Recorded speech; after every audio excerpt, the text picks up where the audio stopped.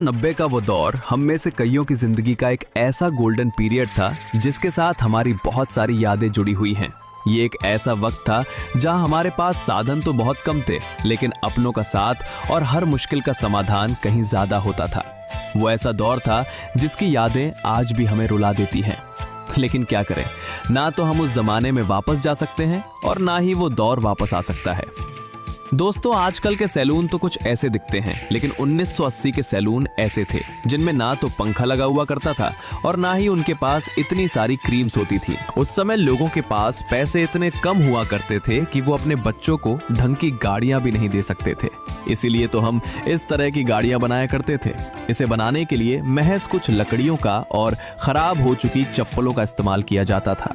इस तरह की चक्री जिसे हम कोल्ड ड्रिंक के ढक्कन को हथौड़े से पीट पीट कर बनाया करते थे, और जब ये ढक्कन सीधा हो जाया करता था तो फिर कील से इसमें छेद कर दिया करते थे। उसके बाद इसमें एक मजबूत सा धागा डालते थे और बस फिर ये तैयार हो जाती थी।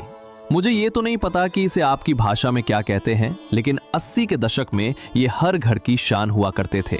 इनके अंदर साल भर का गेहूं और धान संभाल कर रखा जाता था।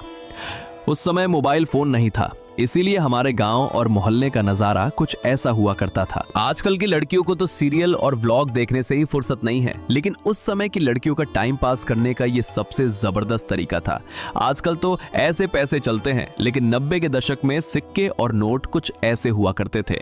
और अगर आप 90 के दशक के बच्चे हैं तो आपने इस तरह की टॉफी जरूर खाई होगी, क्योंकि ये टॉफी बहुत सस्ती आती थी और उस समय लोगों के पास पैसे भी तो इतने नहीं हुआ करते थे।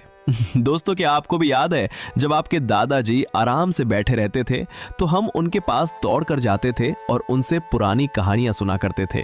दादाजी हमें बताते थे कि अपनी जवानी में वो कितने बहादुर थे। वो कहते थे कि जब भी उनके सामने कोई भूत आता था तो वो डरते नहीं थे, बल्कि उस भूत से भी बीड़ी छीनकर पी लिया करते थे।